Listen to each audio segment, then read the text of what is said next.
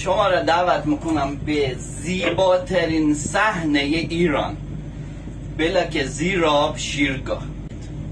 آقای مرادی، امیر آقای عزیز، مخلصیم. بچه همگی سلام. آبین آقای کلیچ سلام.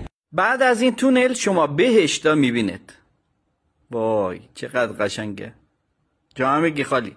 در زمان رضا شاه پهلوی با گرفتن مالیات قند و شکر هر 3 کیلو 2 ریال و مالیات چای هر 6 کیلو 3 ریال این خط رو ساخت. وقتی از شمال شروع شد، همزمان از جنوبم شروع کردن تا در ایستگاه سمیه این 2 تا خط به هم دیگه رسید و عملا رضا خان با بستن آخرین پیچ طلا این راهنا افتتاح کرد. این پل اوریم بین سوادکوه و سرخاباد هستش. هزینه‌ش هم 200,000 تومان بیشتر از ورسک بود. اینم عکس قشنگی بود ازش. الان وارد ایستگاه ورسک شدیم و شما این پل زیبا را دارید می‌بینید. شاهکار راه آهن ایران. اینجا ورسک، این پل ورسک.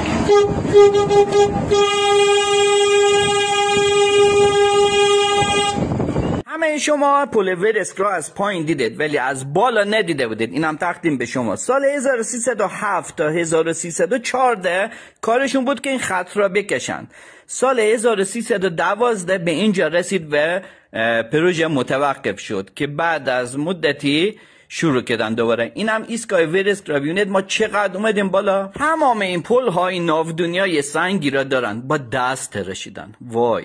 شیب این منطقه 28/1000، یعنی هر 1000 متر 28 متر ارتفاع. تمام آموزگارا باید اینجا امتحان بدن تا قبول بشن. منم اینجا 1 ماه بودم و بعد امتحان دادم. و از اینجا 3 خط طلا شروع میشه، اسمی که خود رضا خان گذاشت.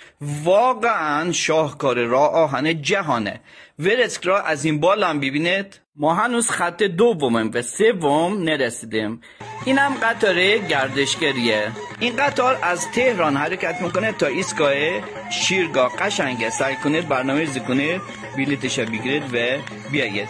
این منطقه اونقدر قوس‌های اس مانند تند داره که حداکثر سرعت برای قطار مسافری 60 کیلومتر. 3 خط طلا را از این بالا ببینید. ما خط سوم هستیم.